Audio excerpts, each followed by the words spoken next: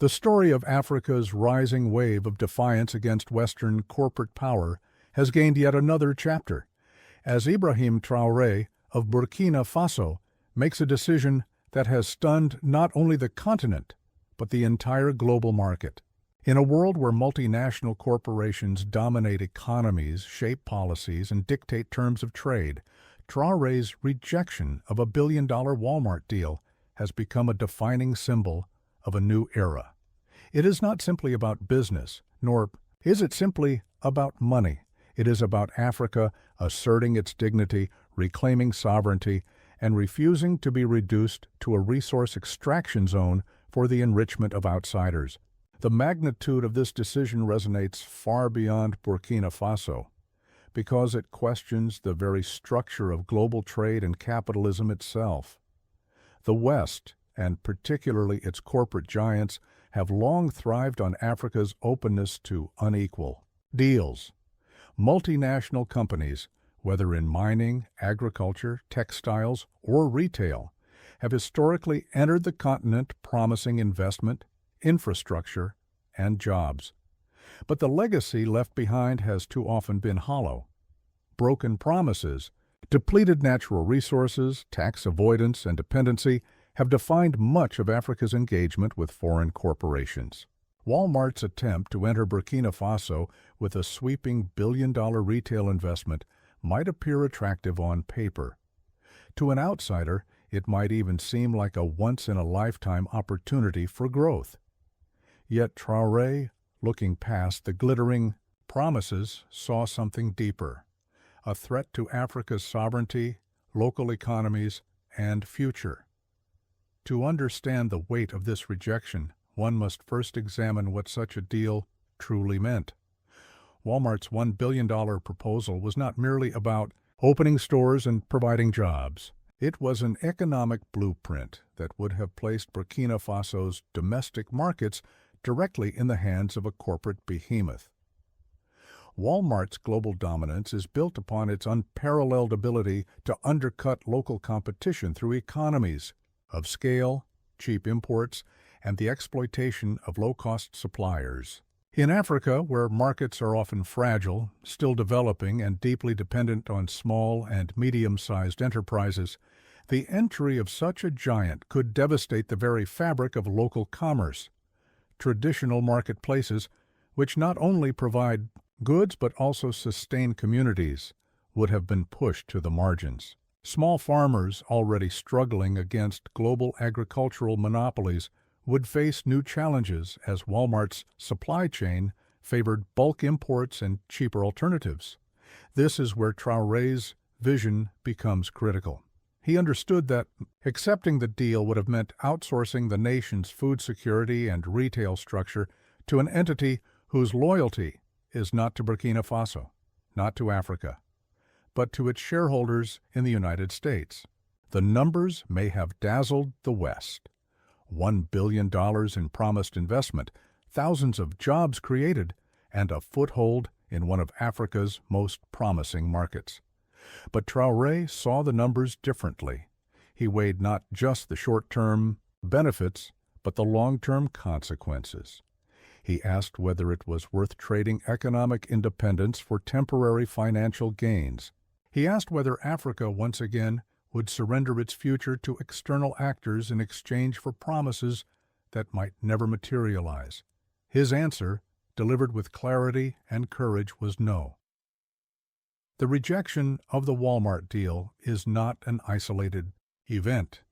It ties into a broader continental awakening that has been gathering momentum.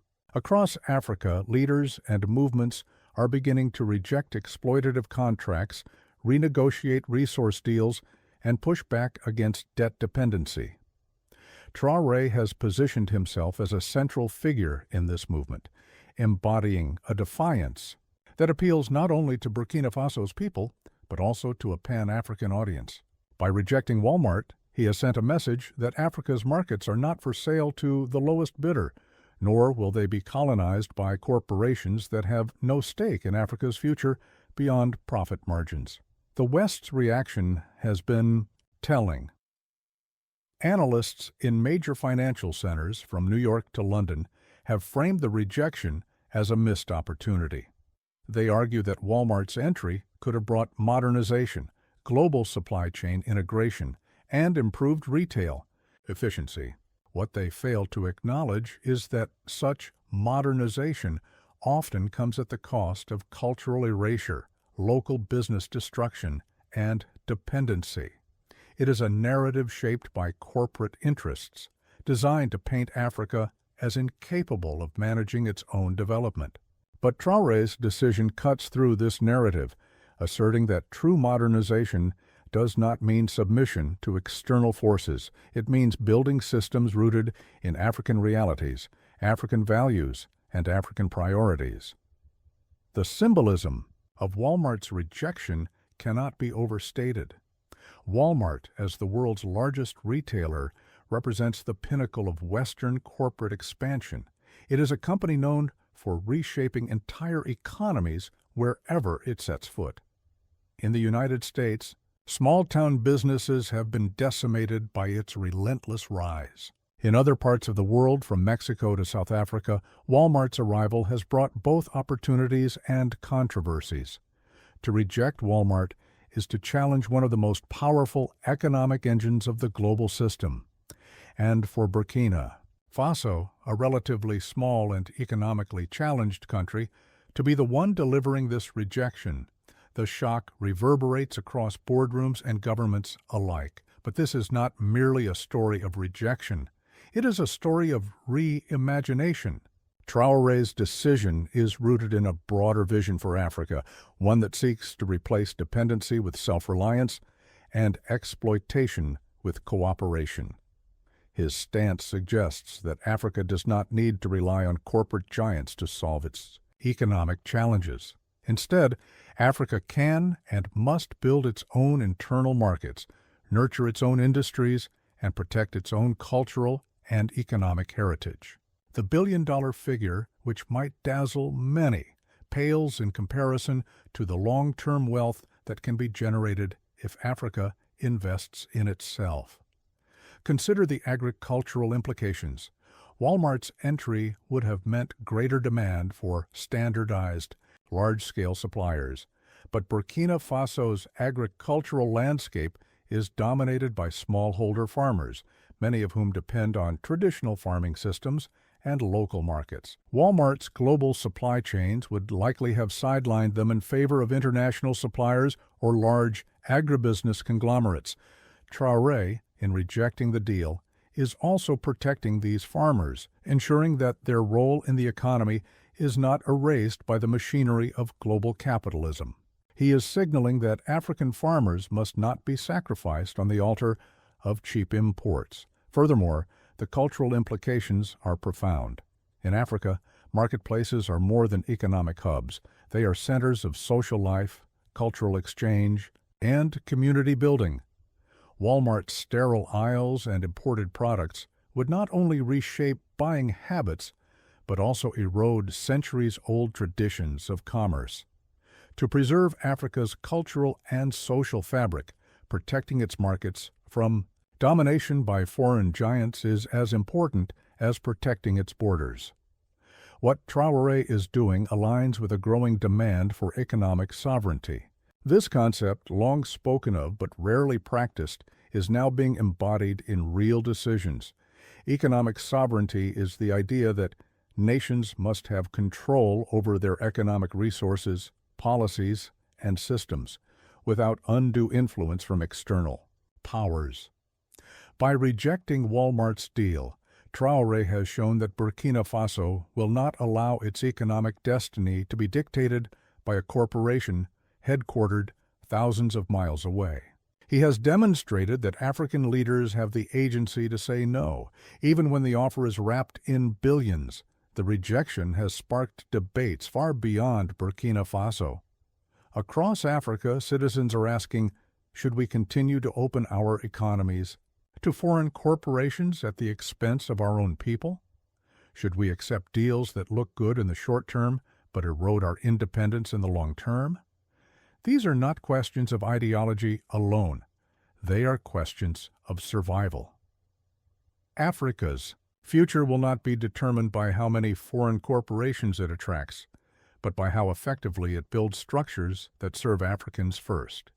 At the same time, Traoré's boldness has earned admiration and controversy. In the West, critics have painted him as anti-business, isolationist, or even reckless.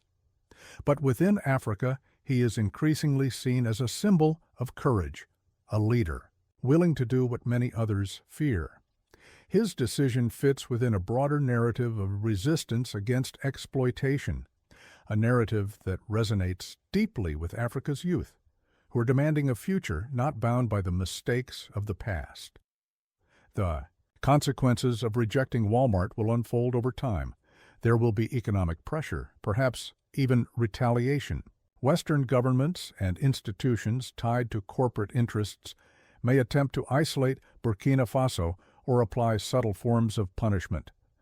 But Traoré's defiance suggests he is ready for these consequences. He understands that the path to sovereignty is never easy. What matters is the principle. Africa must chart its own course, even if the road is difficult. For the world, this decision is a reminder that the age of corporate imperialism is being challenged. Africa is no longer the silent participant in global trade deals accepting whatever is offered. It is becoming a vocal actor, ready to say no, ready to resist, and ready to assert its own terms. Walmart may have lost this deal, but more importantly, the West has lost the assumption that Africa will always comply. As history is written, Traoré's rejection of the Walmart deal will not simply be seen as a refusal of money. It will be remembered as a declaration of independence, a statement that Africa values its sovereignty more than corporate promises, and a call to the rest of the continent to rise. This is a defining moment, not only for Burkina Faso, but for Africa and the world. And as the world watches, one thing is clear. Traoré has shocked the West, but he has inspired Africa. The road ahead will be long. The rejection of Walmart is not the end of the struggle, but only the beginning. Africa must now prove that it can indeed build alternatives, strengthen its markets, and sustain its people without falling into the traps of corporate dependency. But with leaders like Traoré, who place principle above profit, the continent has reason to believe that a new dawn is possible. This is not just a rejection of a deal. It is a rejection of a mindset.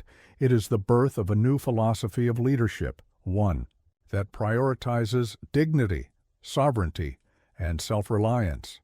And it is a call to action, not only for Burkina Faso, but for all of Africa, to rise and to protect its future from being sold off for the illusion of prosperity. The story of Traoré rejecting Walmart will echo for years to come. It will be studied by economists, debated by politicians, and remembered by ordinary Africans as a moment when a leader chose his people over profit, sovereignty over submission, and Africa over the West. And that is why, in the grand sweep of history, this moment is more than a shock. It is the beginning of Africa's economic liberation.